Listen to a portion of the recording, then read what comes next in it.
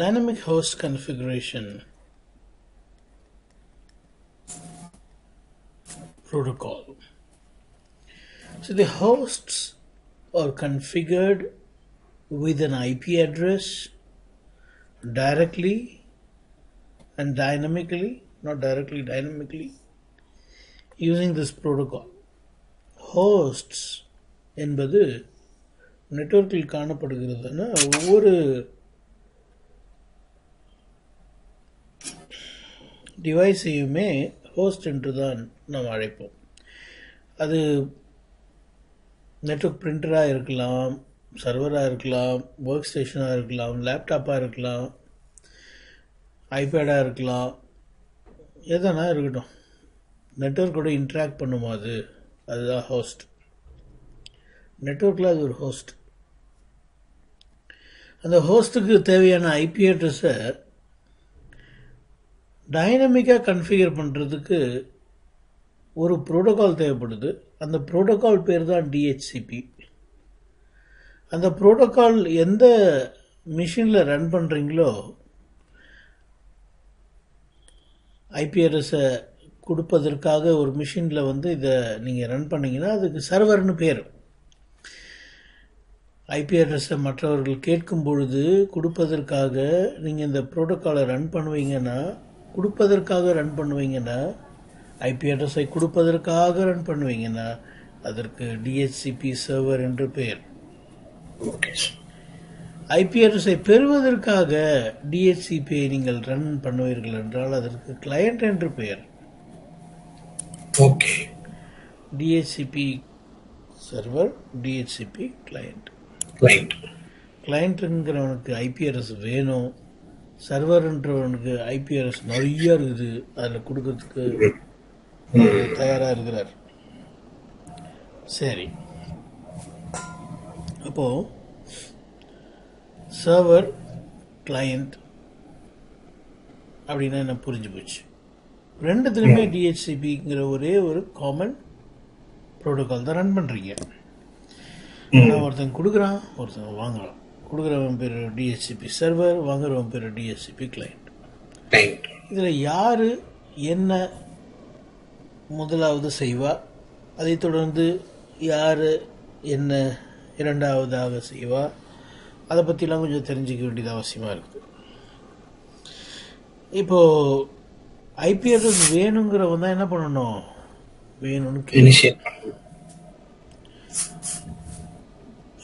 வேணுங்கிறவன் தான் கேட்கணும். வேணுங்கிறவன் கேட்கணும். யார் கொடுக்குற நிலைமையில் இருக்கிறானோ அவன் என்ன சொல்லணும், கவலைப்படாதப்பா, நான் இருக்கிறேன், நீ கவலைப்படாத, இது நல்லா இருக்குதா பாரு, இதை வச்சுக்கிறியா பாரு அப்படின்னு சர்வர் சொல்லணும். அதுக்கப்புறம் கிளைண்ட்டு நீங்கள் கொடுத்தது எனக்கு ரொம்ப பிடிச்சிச்சிங்க, நான் அதை வச்சுக்கிட்டுமா அப்படின்னு கேட்கும். சர்வர் சரி வச்சுக்கோ, உங்களுக்கு நான் இதை கொடுத்தங்கிறத நான் என்ன பண்ணுறேன், நோட் புக்கில் எழுதி வச்சுக்கிறேன் அப்படின்னு சர்வர் சொல்லும். இப்படி தான் டிஹெச்சிபி ஐபி அட்ரஸை பெறுது. இவ்வளோ தான் மேட்ரு. மறுபடியும் சொல்கிறேன், எனக்கு ஒரு ஐபி அட்ரஸ் இருந்தால் நல்லாயிருக்கும், யாராவது கொடுங்களேன் அப்படின்னு. யாராவது கொடுங்களேன், ஏன் யாராவது கொடுங்களேன்னு சொல்லுது, ஏன்னா யார் கொடுப்பான்னு அதுக்கு தெரியாது. யாராவது கொடுங்களேன் அப்படிங்கிறது தான் லேயர் 2 ப்ராட்காஸ்ட். இதுக்கு ஐபி அட்ரஸ் இல்லை பாருங்கள், அதனால் லேயர் 3 கம்யூனிகேஷன் நடக்கிறது வாய்ப்பு இல்லை. லேயர் 2 ப்ராட்காஸ்ட் பண்ணுது.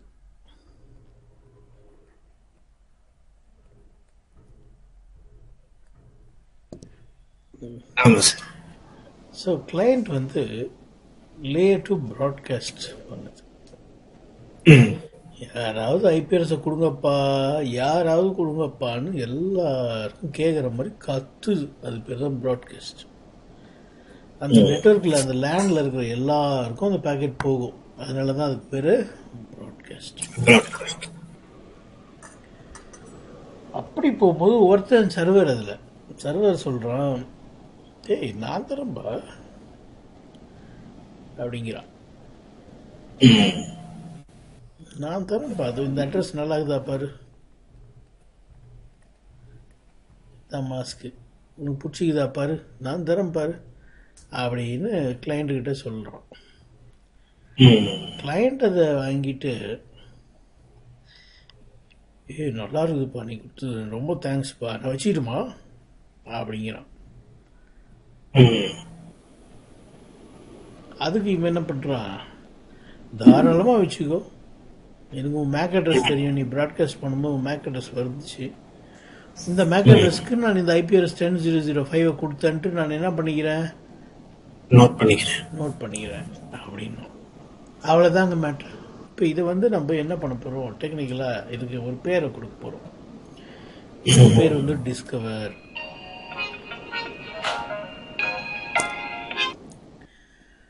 டிஸ்கவர் தொடர்ந்து ஆஃபர்.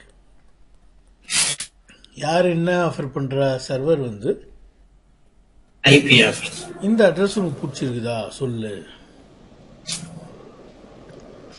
பிடிச்சிருக்குதா சொல்லு அப்படின்னு ஆஃபர் பண்ற. அது என்ன சொல்லல, வச்சுக்கோப்பா, வச்சுக்கோ அப்படி சொல்லல, இது உனக்கு பிடிச்சிருக்குதா அப்படின்னு ஆஃபர் பண்ற. அந்த அட்ரஸ் வந்து கிளைண்ட் வந்து வச்சுக்கலான்னு எப்போ முடிவு பண்ணோம்னா, வேற எந்த சர்வரும் இல்லைன்னு வச்சுக்கோங்களேன். அப்போ கிளைண்ட் என்ன பண்ணும், இந்த அட்ரஸ் வந்து நல்லா இருக்குன்னு சொல்லிடும். ஒருவேளை வேற ஒரு சர்வர் இருந்து அது அது ஆஃபர் கொடுக்கறதுக்கு முன்னாலேயே இது கொடுத்துட்டு இருந்தது, இது இந்த ஆஃபர் வந்துருந்துச்சுன்னா அந்த டைம் எது ஃபர்ஸ்ட் வந்து, இப்போ ஒரு கிளைண்ட் ப்ராட்காஸ்ட் பண்ணுதுன்னா 2-3 DHCP சர்வர் இருக்கும் பக்கத்துலன்னு வச்சுக்கோங்களேன். எல்லாமே என்ன பண்ணும், ஆஃபர் அனுப்புமா. அப்ப எந்த ஆஃபர் ஃபர்ஸ்ட் வந்துச்சோ அது அந்த DHCP சர்வர் தான் கிட்ட இருக்குன்னு அர்த்தம் இல்லையா. ஓகே, முதல் வந்து தானே சீக்கிரம் பக்கத்துல இருக்குன்னு அர்த்தம். அதை தேர்ந்தெடுத்துடும். அதை தேர்ந்தெடுத்து அந்த நம்பருக்கு என்ன பண்ணும், இது ரெக்வஸ்ட் அனுப்பும்.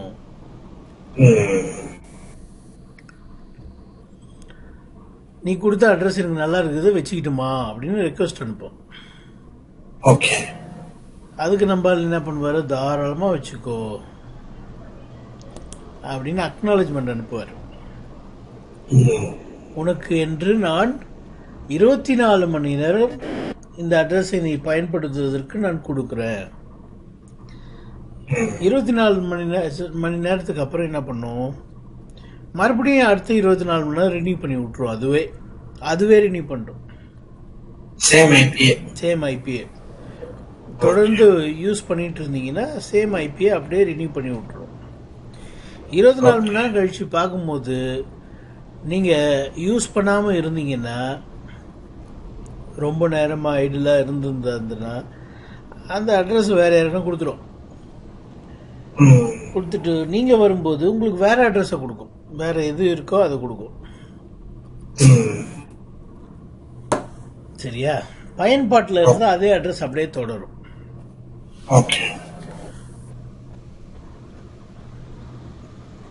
நான் ஒரு மணி நேரம் ஆஃப் பண்ணிட்டு போயிட்டேன்னா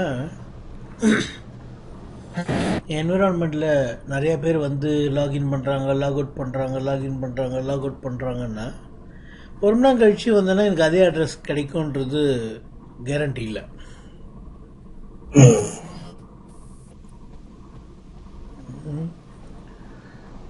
22 மணி நேரம் யூஸ் பண்ணின்னு இருந்தேன். ஆனால் நான் என்ன பண்ணிட்டேன், லாஸ்ட் 2 மணி நேரம் இருக்கும்போது இங்கே வெளியே போயிட்டேன்.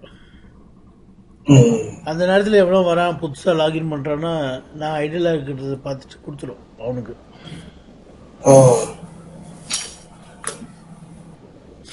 சரி, இதுதான் வந்து டிஎஸ்சிபி வந்து வேலை செய்கிற முறை. இது வந்து லேனுக்குள்ளே இருந்துச்சுன்னா இவ்வளோதான் நடக்கும். லேன்னா என்னது, ஒரு சுவிட்சில் நிறைய கம்ப்யூட்டர் கனெக்ட் பண்ணியிருக்கிறீங்க, அதெல்லாம் டிஹெச்சிபி கிளையண்ட்டுங்க. ஒரு சர்வரும் இருக்குது. அந்த சர்வர் ஒரு சிஸ்கோ ரவுட்டராக கூட இருக்கலாம். இப்போ என்ன பண்ணுது, இதுதான் சர்வர்னா ஐபிஎஸை கொடுத்துரும், இவன் கேட்கும் போது கொடுத்துரும், முடிஞ்சு போச்சு. இப்போ நம்ம பார்த்த ஸ்டெப்ஸ் எல்லாம் வரும். ஆனால் இந்த சர்வர் வேற எங்கேயாவது இருந்தா, இங்கே இருக்குன்னு வச்சுக்கோங்க அந்த சர்வர், அது ஒரு விண்டோஸ் சர்வராக இருக்கலாம், விண்டோஸில் ரன் பண்ணுற டிஹெச்சிபி சர்வராக இருக்கலாம், இல்லைன்னா இன்னொரு ரவுட்டராக கூட இருக்கலாம்.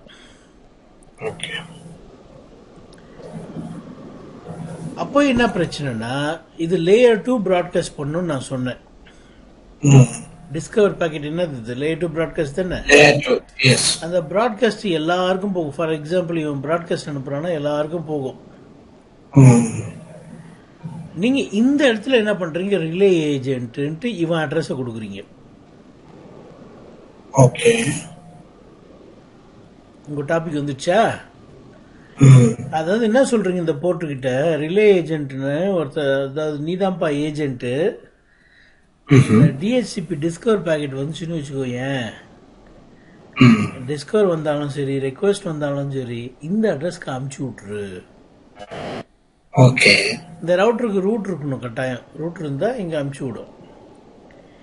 இவன் ரிப்ளை பண்ணுவான்ல, அது இங்க வரும். இவர் என்ன பண்ணுவார், திருப்பி வழக்கம் போல ப்ராட்காஸ்ட் பண்ணி அனுப்பிச்சு விட்டுருவார் யாரு கேட்டானோ அவனுக்கு.